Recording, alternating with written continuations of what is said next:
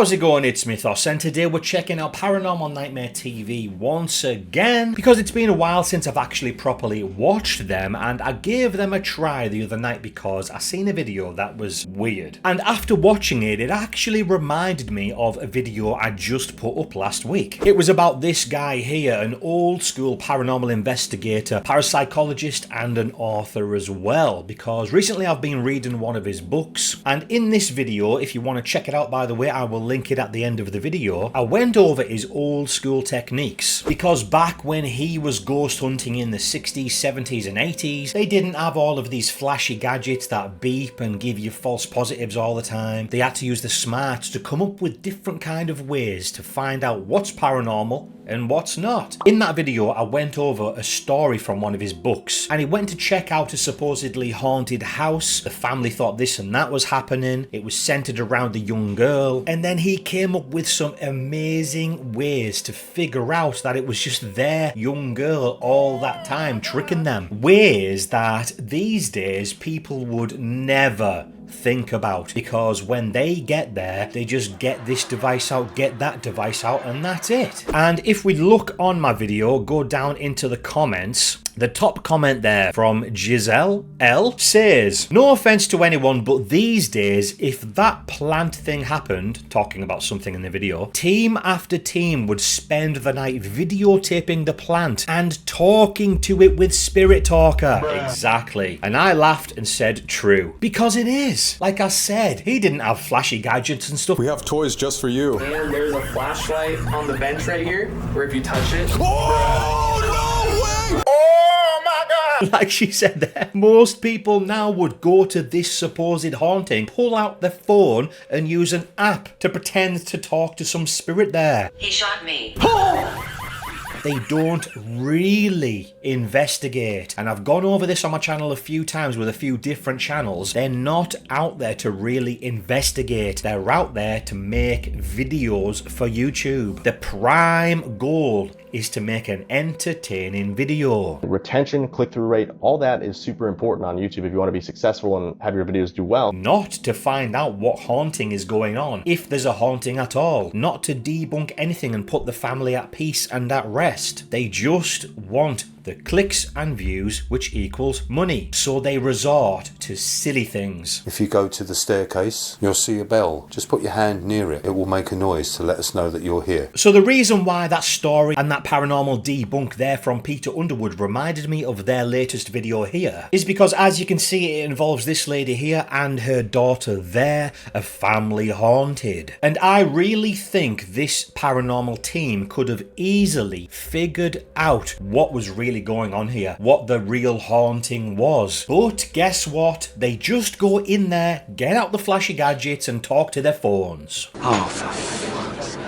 And what was going on in the video was this family were getting haunted through text messages. Say what? I know, pretty damn crazy and so easy to solve. It's all data that you can find out what the hell is even going on. You can find out what's coming from where, who's sending it, if they're using a thing to pretend they're sending it from here but they're really over there. Everything can be traced. I had a friend who used to work in the police, and when criminals' phones got confiscated for whatever they were doing and there was some sick shit that he had to look at, he looked through the whole phone, found all of the deleted stuff. Everything is still there. You can find out who is who, who's contacting who, where they were at the exact position when they sent that, the exact position of where they were at that time just from their phone alone. It's absolutely crazy. So to not look into any of that to truly find out what is going on is insane. So let's listen to the family's story and then we'll go over it before we look at what Paranormal Nightmare TV did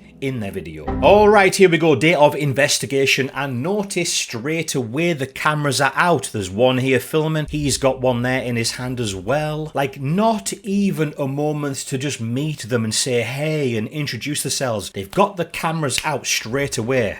And look, he's pointing in her face. straight away. It's all about the video and getting the content for the channel. In my opinion, they don't care about really coming here to solve the haunting. Cameras out straight away in their face. Just like when I showed off in this clip here, this woman is absolutely distraught. Can't deal with it and has to leave. But they've got to get their shot in. They can't quite get a good shot here. Look at them zooming in there. So he goes out to actually see her. Look at him. He's got to get his shot in, and he goes out with his camera pointing it in her goddamn face. It's like that's all they care about. I would have been like, oh man, she's super upset here. Just give her some space, give her a moment. But they're like, get the shot, get the shot. Ah, we can't quite get it. Ah, I'm gonna have to go closer. Unbelievable. So straight away, instantly, already annoyed at the video. Okay, let's listen to the interview from the family. Moved here a couple years ago. We were here about a year and a half before my son come to live with us. He was here about 6 months. He went to live with my daughter and my son-in-law, and my granddaughter come to live with us. A week of her getting here, my TV would turn up and down. Having the internet people come out, check the internet and change a box, and everything was fine. And it was doing the exact same thing. Only the computer and TV. My phone never lost internet service. Okay, so they've had someone else live there. They've moved away. Nothing happened while they're there. She said herself, a week the granddaughter got there, this started happening. My granddaughter come to live with us. A week of her getting here, my TV would turn up and down. It only messed with the TV and her laptop. The two things that she can possibly access. I got down on the floor with my granddaughter to sleep with her. Tab opened up. We click on the tab. It was mad, and it was all capital letters. So at that point, I am scared, so I recorded nothing else. Okay, I feel like we've skipped something here. There was a tab open on the laptop and it was all mad and in capital letters. What? Any screenshots or video? What do you mean? What was on the laptop? What was in capital letters? We've got no information. It told us they were 6 and 9 years old. It said their mommy hurt them. We closed the computer. Brianna's falling asleep. Get up to go to the bathroom. I hear what sounds like maybe my phone hitting this floor. Oh. I did not get any sleep that night. I stayed up watching Brianna. The next day, I tell my family what happened. We open her computer and ask what it wants. How exactly? Who are you texting? What are you messaging on? Who are you messaging? It can't just be blank like this. Give me your computer. Give me your phones. Let me check stuff out. And it tells us that we need to leave or it will kill. Then the next word was death. The tab is there, I click on it, and it says Bri, which is Brianna, my granddaughter. Okay, so something or someone is messaging the laptop. This started the week the granddaughter got there. One night she heard a bang on the floor and it was her phone. Get up to go to the bathroom. I hear what sounds like maybe my phone hitting this floor. Was someone reaching for the phone to maybe text the laptop? We go stay at my daughter's for almost a week. Nothing happens there until, I don't know, 6 days in. When she comes back in the room, she said, Mama, there's a tab open. I walk over, click on the tab, and it says exorcism. We come back to this apartment because it's following us wherever we go. I mean, it's following you everywhere you go if you're taking the laptop with you. She just said there another tab opened. So she's obviously got the laptop with her. Should have left the laptop at the house. Stay awake with her most of the night. I'm recording on my own cell phone. Nothing happens that night. Okay, so she's got her phone. She just said she was recording on her phone. I mean, what recording? Can we see that? But my point is there. She had her phone and nothing happened. I hear what sounds like maybe my phone hitting this floor. Where was her phone the other times when things were happening? The next day is when she's sitting here on her computer doing her schoolwork. I'm sitting right next to her and she said there's a burning on my back. Okay. And I lift her back of her shirt up and there's blood on her back. At just the right angle for your left arm to come around and drag down. They look like the typical twin paranormal who has scratched their own neck style of scratches. 5 minutes of sending this picture to Brianna's mother. She sends me back something saying those are demon scratches. Like, oh, straight away going to demon. is scratching my daughter. Get her out of there. I mean, come on, guys. If you just put everything that's happened into a list, I think we can see what's going on here. So we pack our things again and we get out of here. She books us a hotel. Paulina opens the tab and it says, all hell will break loose. Right, so there you go. They've took the laptop to the hotel. The thing that is supposedly letting this evil demon contact them. Why are you taking it with you? Is your phone in your pocket? Because if it's not her getting the phone, sending the laptop messages, is there someone else messing with them through the internet, which is probably easily traceable? I think it's demonic just from the scratches on my granddaughter's back. I mean, I wouldn't say it's demonic, and I don't want to blame people, but I think we can see what's going on here. I would probably at this point be calling the police. They will quickly be able to find out who is messaging who, where they're coming from, and I would probably be calling some psychologist to help with those scratches. Okay, so the granddaughter is going to give her account of things, so let's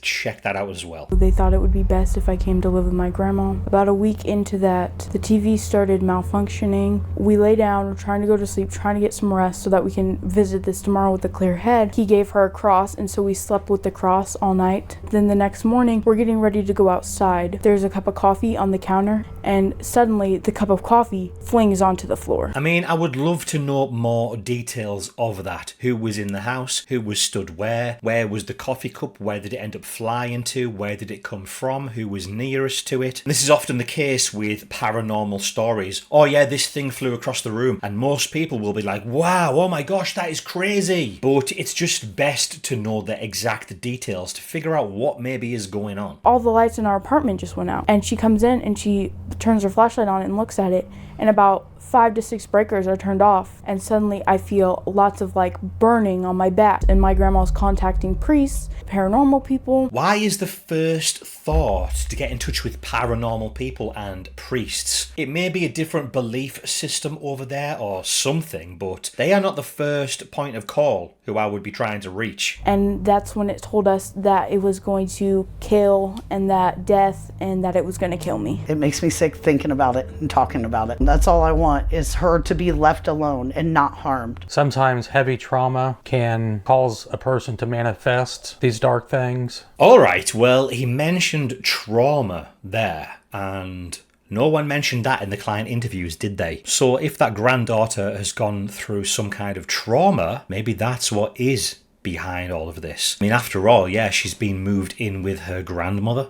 What's happened there? Do you see what I mean about calling the wrong people? I wouldn't be calling paranormal investigators. I would definitely not touch this at all. There is no way I am going to this place and investigating the place for demonic activity. As much as I would love to have a cool place that I can go make videos at, there is no chance. Now I'm inside the apartment.